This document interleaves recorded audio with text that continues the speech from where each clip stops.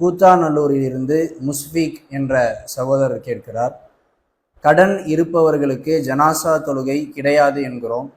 ஆனால் உங்கள் தோழருக்கு நீங்கள் தொலை வைத்து கொள்ளுங்கள் என்று நபி ஸல்லல்லாஹு அலைஹி வஸல்லம் அவர்கள் கூறினார்கள் என்றால் ஜனாசா தொழுகை நடத்தலாமா? அதே போல கடனை திருப்பி செலுத்த முடியாமல் சட்ட ரீதியான தண்டனையை அனுபவித்து விட்டால், கடனுக்காக தண்டனையை அனுபவித்து விட்டாரே, அவர்களுக்கு ஜனாசா தொழுகை நடத்தலாமா என்ற கேள்வியை கேட்கிறாங்க. அதாவது கேள்வியுடைய சாராம்சம் என்ன அப்படின்னா, கடன் இருப்பவர்களுக்கு ஜனாசா தொழுகை நடத்துறது கூடாதா? அதுல ரசுல்லா கடன் இருப்பவர்களுக்கு நீங்களே உங்க தோழர்களுக்கு தொழுகை நடத்துங்கன்னு சொன்னாங்களே, அந்த அடிப்படையில் நம்ம தொழுகை நடத்தலாமா? சில பேர் கடனோட இருந்து இந்த உலகத்திலேயே சட்ட ரீதியான தண்டனையை அனுபவிச்சுட்டாங்க.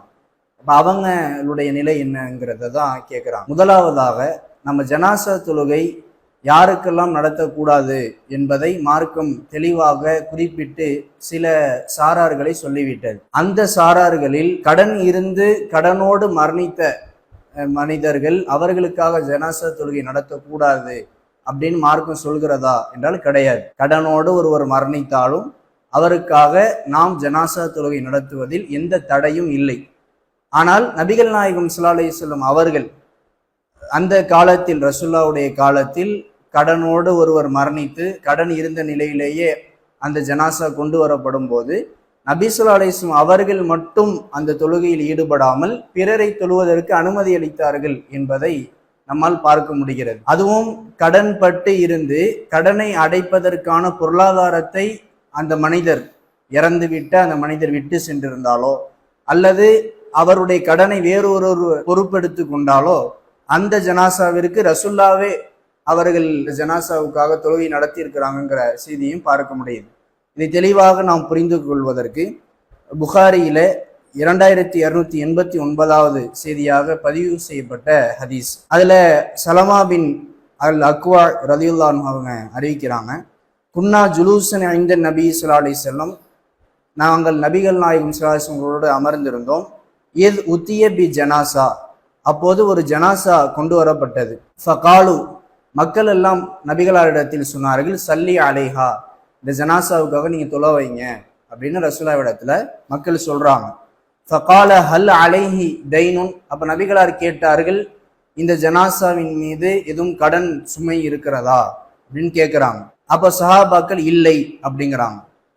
அதுக்கு பிறகு இவர் எதையாவது விட்டு சென்றிருக்கிறாரான்னு ரசூலுல்லாஹ் கேட்கும் போது அதற்கும் இல்லை அப்படின்னு சொன்னதோட ஃபஸல்லா அலைஹி, நபி ஸல்லல்லாஹு அலைஹி வஸல்லம் அவர்கள் அந்த ஜனாசாவிற்காக தொழுகை நடத்துறாங்க.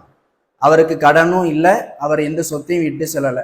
கடன் இல்லாதவருக்கு ரசூலுல்லாஹ் உடனே தொழுக வச்சுட்டாங்க. சும்மா உத்திய பி ஜனாசத்தின் உஹ்ரா, பிறகு இன்னொரு ஜனாசா கொண்டு வரப்படுகிறது. அப்போதும் அல்லாஹ்வுடைய தூதர் நீங்க தொழ வைங்கன்னு கேட்கும் போது நபிகளார் அதே கேள்வியை கேட்கிறாங்க, ஹல் அலைஹி தைனுன், இவருக்கு கடன் எதுவும் இருக்கிறதா அப்படின்னு சொன்னதோட, ஆமா இவருக்கு கொஞ்சம் கடன் கொடுக்க வேண்டியது இருக்கு, இவர் கடன் சுமையோடு தான் மரணிச்சிருக்கிறாரு அப்படின்னு சொல்லப்படுது.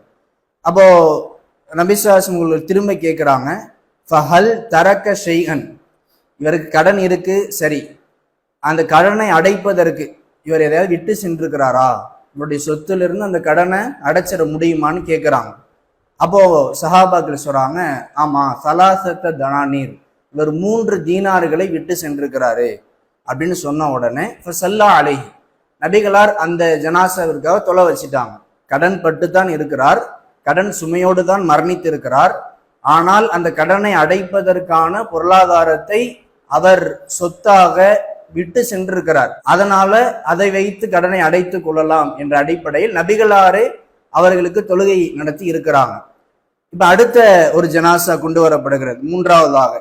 அப்போது நபிகளிடத்தில் நீங்க தொலை வைங்கன்னு சொல்லும் போது, அப்போது நபி ஸல்லல்லாஹு அலைஹி வஸல்லம் அவர்கள் இவர் எதையாவது விட்டு சென்றிருக்கிறாரான்னு கேட்கிறாங்க. இல்லைன்னு பதில் அளிக்கிறாங்க. ஹல் அலைஹி தைன், இவருக்கு கடன் இருக்குதான்னு கேட்கிறாங்க. ஆமா, இவர் கடன் கொடுக்க வேண்டியது இருக்குது, கடன் பட்டு தான் மரணிச்சிருக்கிறாருன்னு இந்த 3வது ஜனாசா கொண்டு வரப்படும் போது அவங்களுக்கு கடன் இருக்குதுன்னு சொல்லப்படுது. சரி, இவர் கடனை அடைக்கிறதுக்கு எதையாவது விட்டு சென்றிருக்கிறாரான்னு பார்த்து அதுவும் இல்லை.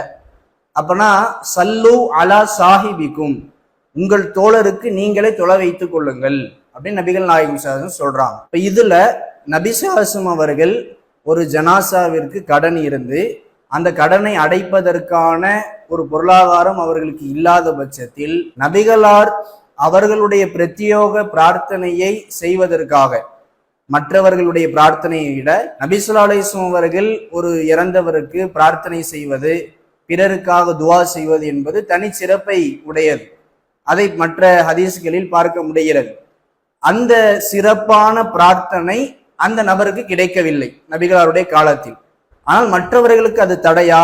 கடனோட ஒருவர் மரணிச்சிருக்காரு, அவர் எதையும் விட்டுட்டு போகல, கடனை அடைக்கிறதுக்கு எதையும் விட்டுட்டு போகல, அதனால மற்றவங்க அவங்களுடைய ஜனாசாவுக்காக தொழுகிறது தப்பானா தப்பு கிடையாது. ஏன்னா ரசூலா நீங்க தொழுங்கன்னு நமக்கு அனுமதியாக அங்கீகாரமாக கொடுத்து விட்டார்கள்.